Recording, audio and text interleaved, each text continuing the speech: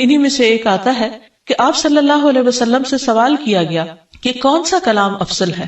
آپ نے فرمایا جو اللہ نے اپنے فرشتوں اور اپنے بندوں کے لیے چنا، اور وہ ہے سبحان اللہ و بحمدہ، سبحان اللہ و بحمدہ، یعنی جب انسان دعا کرنا چاہے تو اس سے پہلے کچھ مرتبہ جتنا اس کا دل چاہے اللہ تعالیٰ کی تسبیح اور حمد و ثنا بیان کرے، اور بار بار تکرار کے ساتھ کہتا رہے سبحان اللہ و بحمدہ، اس کے بعد درود شریف پڑھے جتنی دیر پڑھنا چاہے، اور پھر اس کے بعد اپنی حاجت اللہ سبحانہ و تعالیٰ کے سامنے رکھے تو انشاءاللہ اس کی پریشانی دور ہوگی۔ جہاں تک گھریلو پریشانیوں کا تعلق ہے تو اس میں ہم دیکھتے ہیں کہ ہر گھر کے اندر کوئی نہ کوئی چیز ایسی ہو جاتی ہے کہ جس سے باہمی تعلقات میں بدمزگی پیدا ہو جاتی ہے۔ بعض افراد کی طبیعت میں غصہ زیادہ ہوتا ہے، بعض لوگ جھگڑالو ہوتے ہیں، بعض لوگ شکی مزاج کے ہوتے ہیں، بعض لوگوں کو اونچا بولنے کی عادت ہوتی ہے، بعض لوگ دوسروں کو مختلف باتوں پر زج کرتے رہتے ہیں، بعض لوگ اپنی ذمہ داریوں کو ٹھیک سے نہیں نبھاتے۔ تو یہ تمام چیزیں صرف نہ یہ کہ ایسے انسان کو خود بلکہ اس کے آس پاس رہنے والوں کو اذیت میں مبتلا کر دیتی۔ اب اس میں انسان بعضوں کو سمجھانے سے بھی کام لیتا ہے، دوسروں سے بھی مدد لیتا ہے، لیکن پھر بھی مسئلہ حل نہیں ہوتا۔ تو صحابہ کرام تو اپنی جوتی کا تسمہ بھی ٹوٹ جاتا تو اللہ سبحانہ تعالیٰ سے مانگتے تھے۔ تو اگر گھر کے اندر کسی قسم کی ناچاکی یا پریشانی ہے تو اس سلسلے میں بھی ہمیں اللہ تعالیٰ کی طرف رجوع کرنا چاہیے، اور پھر اس کے ساتھ ساتھ دوسرے کو جو مشکل پیدا کر رہا ہے سمجھانا بھی چاہیے۔ جہاں تک لڑائی جھگڑے کا تعلق ہے تو اسے منافقت کی علامت بتایا گیا۔ آپ صلی اللہ علیہ وسلم نے فرمایا کہ منافق کی 4 علامتیں ہیں، ان میں سے ایک بات کرے تو جھوٹ بولے، وعدہ خلافی کرے، امانت میں خیانت کرے، اور جب وہ جھگڑا کرے تو گالی دے، یعنی جھگڑتا بھی ہے اور گالی بھی دیتا ہے۔ نبی صلی اللہ علیہ وسلم نے یہ بھی فرمایا کہ اللہ کو سب سے زیادہ ناپسند آدمی وہ ہے جو بہت جھگڑالو ہے، یعنی اللہ تعالیٰ ایسے شخص سے محبت نہیں کرتے۔ اس لیے اگر آپ کسی سے بات کر رہے ہو تو اس کی بات توجہ سے سن لے۔ چھوٹی چھوٹی باتوں پر جھگڑنا اور دوسرے کے ساتھ بد اخلاقی سے پیش آنا یہ درست نہیں۔ پھر اسی طرح مومن جو ہے وہ کبھی بد اخلاق نہیں ہوتا، اور بد اخلاقی پھر منافقت کی علامت ہے۔ رسول اللہ صلی اللہ علیہ وسلم نے فرمایا تمہارے یہ نسب نامے کسی کے لیے گالی کا سبب نہیں ہے، تم سب آدم کی اولاد ہو، ایک دوسرے کے قریب ہو، دین یا عمل صالح کے علاوہ کسی وجہ سے کسی کو کسی پر کوئی فضیلت نہیں۔ آدمی کے برا ہونے کے لیے یہی کافی ہے کہ وہ فحش گو ہو، بد کلام ہو، بخیل ہو اور بزدل ہو۔ پھر اسی طرح آپس میں محبتوں کا نہ ہونا، بہن بھائیوں میں ناچاکی یا شوہر بیوی میں ناچاکی یا والدین کے ساتھ محبت کا نہ ہونا، یہ ایک طرح سے اللہ تعالیٰ کی طرف سے ایک آزمائش بھی ہو سکتی ہے اور ایک عذاب بھی ہو سکتا ہے۔ مومن تو محبت کرنے والا ہوتا ہے، اور اس شخص میں کوئی خیر نہیں جو محبت کرتا نہیں اور لوگ اس سے محبت نہیں کرتے، اور لوگوں میں سب سے زیادہ بہترین انسان وہ ہے جو لوگوں کے لیے فائدہ مند ہوتا ہے۔ تو اس لیے بہت ضروری ہے کہ خاندان کے اندر باہم محبت پائی جائے۔ گھریلو زندگی خوبصورت ہو جاتی ہے اگر آپس میں ایک دوسرے سے پیار، محبت اور ہمدردی کے جذبات پائے جاتے ہیں۔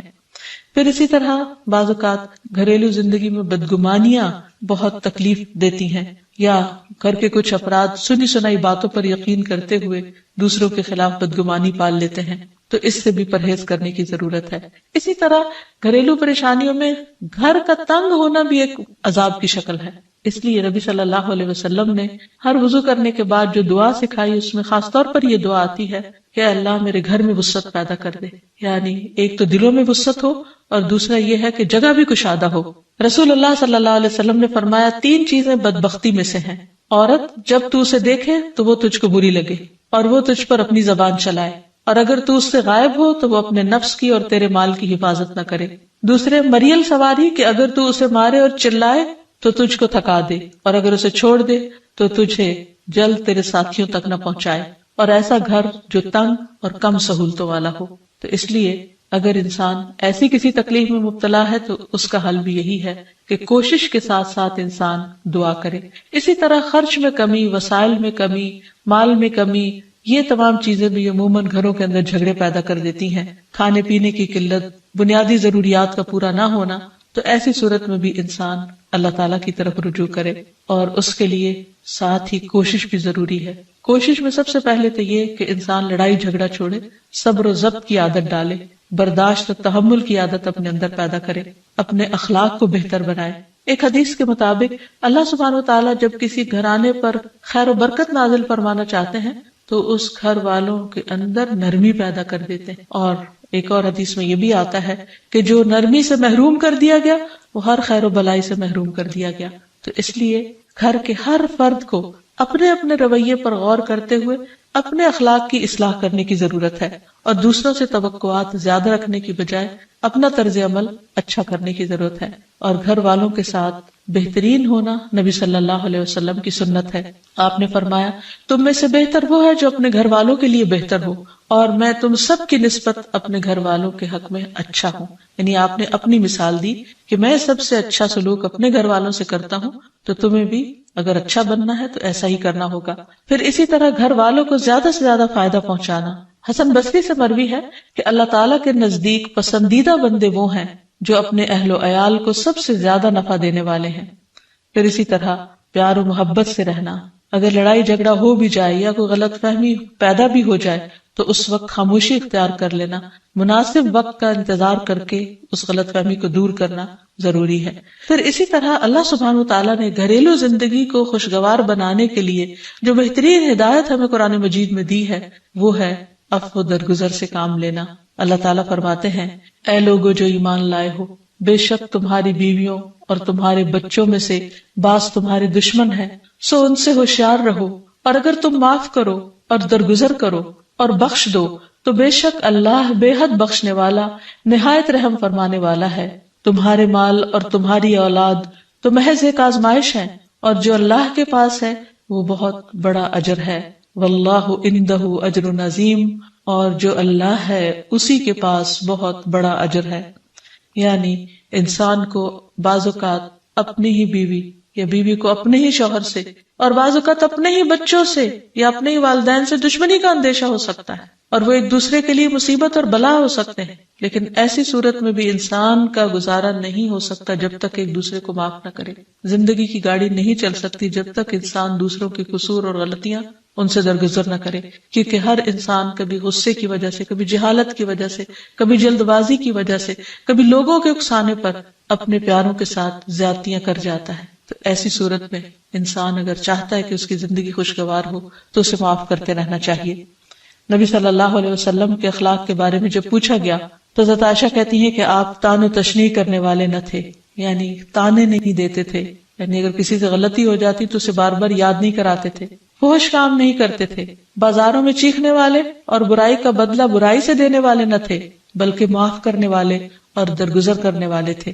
اور حقیقت یہ ہے کہ جو جس کے جتنا قریب ہوتا ہے، جیسے گھر والے ہیں، اس کی غلطیاں اور اس کی کمزوریاں زیادہ سامنے آتی ہیں، اور پھر وہ ریپیٹڈلی سامنے آتی ہیں، بار بار سامنے آتی ہیں. تو ایسی صورت میں معاف کرنا بھی مشکل لگتا ہے، لیکن پھر بھی معاف کیے بغیر گزارا نہیں. پھر اسی طرح یہ ہے کہ انسان اگر ہمیشہ دوسروں کا حق ادا کرنے کی فکر کرے تو اس سے بھی بہت سے جھگڑے ختم ہو جاتے ہیں. شوہر اگر بیوی کو حق دینے والا ہو، بیوی خوشی سے شوہر کا حق دینے والی ہو، بہن بھائی ایک دوسرے کے اوپر قربانی کرنے والے ہوں، ایثار کرنے والے ہوں، تو ایسی صورت میں گھر کا ماحول بہت خوشگوار ہو سکتا ہے. عورت کے بارے میں فرمایا نبی صلی اللہ علیہ وسلم نے کہ عورت اس وقت تک ایمان کی حلاوت نہیں پا سکتی جب تک کہ وہ اپنے شوہر کا حق ادا نہیں کرتی.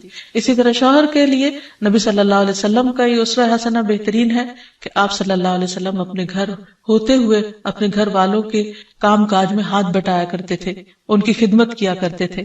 جب نماز کا وقت ہوتا تو فوراً نماز کے لیے تشریف لے جاتے. آپ اپنے چھوٹے چھوٹے کام خود کر لیا کرتے تھے. یعنی اس سے بھی یہ پتہ چلتا ہے کہ خوشگوار گھریلو تعلقات میں دوسرے پر بوجھ نہ بننا ایک بہت اہم نقطہ ہے. کیونکہ اگر ہر انسان اپنی ذمہ داری خود لے لے تو دوسروں کے لیے وہ خوشگوار ہو جاتا ہے. پھر اسی طرح گھر والوں کو اگر کوئی غم، تکلیف یا پریشانی ہو تو اس موقع پر اپنے اختلافات کو بھول کر ان کی مدد کرنا، ان کی کیئر کرنا اور ان کی دلجوئی کرنا یہ بھی بہت ضروری ہے. اور حد الوسع گھر کا ماحول خوشگوار رکھنا چاہیے، ایک دوسرے کا احساس کرتے ہوئے اور ایک دوسرے کے کاموں میں عیب نہ نکالتے ہوئے اور ایک دوسرے کو اپریشیٹ کرتے ہوئے، ایک دوسرے کی اچھی خوبیوں کو اور اچھی باتوں کی تعریف کرتے ہوئے، اور اسی طرح بعض اوقات اپنی خواہشات کو پیچھے کرتے ہوئے. کیونکہ اگر ہر انسان یہ چاہے کہ زندگی اس کے مطابق، کیونکہ اگر ہر انسان یہ چاہتا ہو کہ ہر کام گھر میں اس کی مرضی کے مطابق ہو تو یہ ممکن نہیں. بہت سے گھروں میں ساس بہو کا جھگڑا کس بنا پر ہوتا ہے، یا آپس میں قریبی رشتوں کا جھگڑا اور فتنہ فساد کس وجہ سے ہوتا ہے؟ کیونکہ ہر شخص یہ چاہتا ہے کہ گھر کا نظام اس کی مرضی کے مطابق ہو، حالانکہ ایسا ہونا ممکن نہیں۔ تو اس لیے ہر انسان کو اپنی رائے بھی دینی چاہیے، لیکن دوسروں کی رائے کا بھی احترام کرنا چاہیے، اپنی ضرورت بھی پوری کرنی چاہیے، لیکن اس کے ساتھ ساتھ دوسروں کی ضروریات کا بھی خیال کرنا چاہیے۔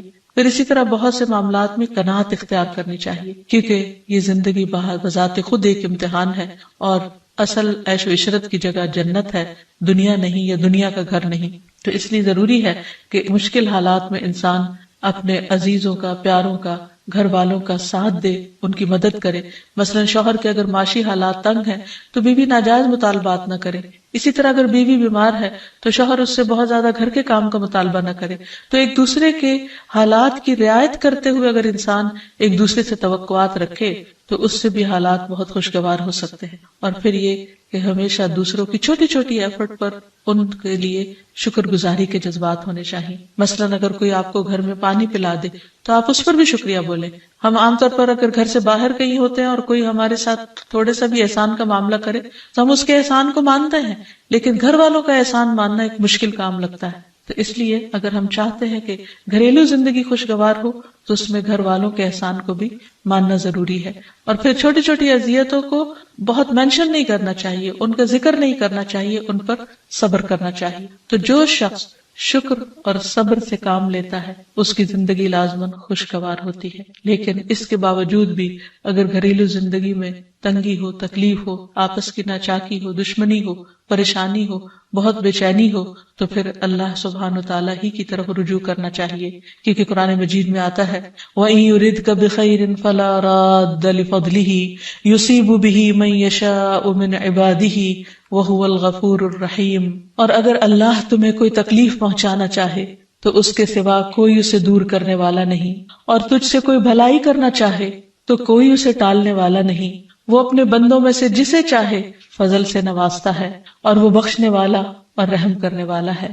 تو اس لیے چھوٹی چھوٹی تکلیفوں پر بھی فوراً اللہ کا ذکر، اللہ کی یاد، اللہ کی تسبیح انسان کے دل کو سکون بخشتے۔ اور نبی صلی اللہ علیہ وسلم نے خصوصاً اپنی پیاری بیٹی فاطمہ رضی اللہ تعالی عنہا کو جب وہ گھر کے کام کاج کر کے تھک جاتی تھی، کیونکہ اپنے ہاتھ سے چکی پیستی، اپنے ہاتھ سے آٹا گوندتی، اپنے ہاتھ سے اپنے گھر کے کام کاج کرتی، بچوں کو لوک آفٹر کرتی، تو بہت تھک جاتی تھی۔ اور اسی تھکاوٹ کی وجہ سے انہوں نے ایک دفعہ نبی صلی اللہ علیہ وسلم کے پاس جب کچھ قیدی آئے تو خادم کا مطالبہ کیا، لیکن آپ صلی اللہ علیہ وسلم نے ان کو خادم دینے کی بجائے یہ تسبیحات سکھائی اور فرمایا کہ جب تم اپنے بستر پر جانے لگو تو 33 بار سبحان اللہ، 33 بار الحمدللہ اور 34 بار اللہ اکبر پڑھ لیا کرو۔ اور اسی لیے یہ تسبیحات فاطمہ کے نام سے بھی معروف ہیں۔ تو رات کو خاص طور پر بستر پر لیٹ کر یہ تسبیحات ضرور پڑھ لینی چاہیے، کیونکہ یہ گھریلو کام کاج کی تھکاوٹ کا بہترین علاج ہے اور خادم کی جگہ کفایت کرنے والی دعائیں ہیں۔ پھر اسی طرح گھر میں وسعت اور کشادگی کی دعا، اللہم اغفر لی ذنبی ووسع لی فی داری وبارک لی فی رزقی، اے اللہ میرے گناہ معاف کر دے، میرے گھر میں وسعت پیدا کر دے اور میرے رزق میں برکت عطا کر دے۔ پھر اسی طرح چھوٹی چھوٹی پریشانیوں کے سلسلے میں مثلا بچے کو چوٹ لگ گئی یا اچانک کسی وبائی مرض کا کوئی شکار ہو گیا تو علاج معالجے کے ساتھ ساتھ دعا کرنا ضروری ہے۔ مثلا گھر والوں میں سے اچانک کسی کو کوئی ایسی بیماری آ گئی، کوئی سٹروک ہو گیا یا ہارٹ اٹیک ہو گیا تو سارے گھر والے پینک ہو جاتے ہیں۔ ایسی صورت میں پریشانی کا صرف اظہار کرتے رہنے سے اور غمگین رہنے سے مریض کی مدد نہیں کی جا سکتی، تو اس موقع پر اللہ تعالیٰ سے دعا کرنی چاہیے۔ اور ایک بہت خوبصورت دعا جو نبی صلی اللہ علیہ وسلم نے حضرت اسماء بنت امیس کو سکھائی تھی کہ آپ نے فرمایا کیا میں تمہیں ایسے کلمات نہ سکھاؤں جن کو تم پریشانی کے وقت پڑھا کرو، اور وہ کلمات ہیں اللہ اللہ ربی لا اشرک بہ شیئا، اللہ ہی میرا رب ہے، میں اس کے ساتھ کسی چیز کو شریک نہیں بناتی۔ اور آخر میں یہ کہ گھر والوں کی باہمی محبت اور الفت اور تعلقات کی بہتری کی دعا کرنی چاہیے جو پیارے نبی صلی اللہ علیہ وسلم نے ہمیں سکھائی ہے۔ وہ دعا ہے اللہم الف بین قلوبنا واصلح ذات بیننا واہدنا سبل السلام ونجنا من الظلمات الى النور وجنبنا الفواحش ما ظہر منها وما بطن وبارک لنا فی اسماعنا وابصارنا وقلوبنا وازواجنا وذریاتنا وتب علینا انک انت التواب الرحیم واجعلنا شاکرین لنعمتک مثنین بها قابلیها واتمها علینا اے اللہ ہمارے دلوں میں الفت پیدا فرما دے اور ہمارے آپس کے معاملات کی اصلاح کر دے، ہمیں سلامتی کے راستوں کی رہنمائی فرما اور ہمیں اندھیروں سے نجات دے کر نور کی طرف لے آ، اور ہمیں تمام ظاہری اور چھپی بدکاریوں سے محفوظ رکھ، ہمارے کانوں اور ہماری آنکھوں اور ہمارے دلوں اور ہماری گھر والیوں اور ہمارے بچوں میں برکتیں عطا فرما، ہماری توبہ قبول فرما، بلا شبہ تو بہت زیادہ توبہ قبول کرنے والا اور رحمت کرنے والا ہے، ہمیں اپنی نعمتوں کا شکر ادا کرنے والا بنا اور ان کی تعریف کرنے والا اور ان کو قبول کرنے والا بنا دے، ان نعمتوں کو ہم پر کامل فرما دے، یعنی ان نعمتوں کو ہم پر تمام کر دے۔ تو کس قدر جامع اور خوبصورت دعا ہے جو نبی صلی اللہ علیہ وسلم نے ہمیں سکھائی۔ گھریلو زندگی کو خوشگوار بنانے کے لیے ان دعاؤں کو پڑھتے رہنا چاہیے، یاد کر لینا چاہیے، قبولیت کے مواقع پر پڑھنا چاہیے، اگر زبانی یاد نہ بھی ہو تو دیکھ کر پڑھ لینا چاہیے، اور اگر ان کا ترجمہ نہ آتا ہو تو اردو میں پڑھنے میں بھی کوئی حرج نہیں، لیکن اللہ تعالیٰ سے مانگتے رہیے کیونکہ ساری مشکلات کا حل صرف۔ عن ابی موسیٰ عن النبی صلی اللہ علیہ وسلم قال مثل البیت الذی یذکر اللہ فیہ والبیت الذی لا یذکر اللہ فیہ مثل الحی والمیت، رواہ مسلم۔ سیدنا ابو موسیٰ رضی اللہ عنہ سے روایت ہے، نبی صلی اللہ علیہ وسلم نے فرمایا، جس گھر میں اللہ تعالیٰ کا ذکر کیا جاتا ہے اور جس گھر میں اللہ تعالیٰ کا ذکر نہیں کیا جاتا وہ زندہ اور مردہ کی مثل ہے۔ اللہ کے بندے، اللہ سے محبت کرنے والے ہر حال میں اللہ کو یاد کرتے رہتے ہیں، خواہ وہ اپنے گھر میں ہو یا گھر سے باہر۔ الذین یذکرون اللہ قیاما وقعودا وعلی جنوبہم، وہ جو اللہ کا ذکر کرتے ہیں کھڑے، بیٹھے اور لیٹے۔ ایسے لوگ دنیا کے کسی بھی حصے میں ہوں، کوئی بھی کام کر رہے ہوں، ان کے دلوں میں اللہ کی یاد سمائی ہوئی ہوتی ہے۔ ان کے دلوں میں اللہ کی یاد صرف مسجد کی حد تک یا کسی خاص جگہ سے ہی مخصوص نہیں ہوتی، بلکہ وہ اپنے گھروں میں بھی اللہ کو یاد کرتے ہیں۔ اس حدیث کے مطابق وہ گھر جن میں اللہ کا نام بلند ہوتا ہے، جس میں ذکر کیا جاتا ہے، وہ اس شخص کی طرح ہے جو زندہ ہو۔ اس کی مثال ایک زندہ انسان کی سی ہے۔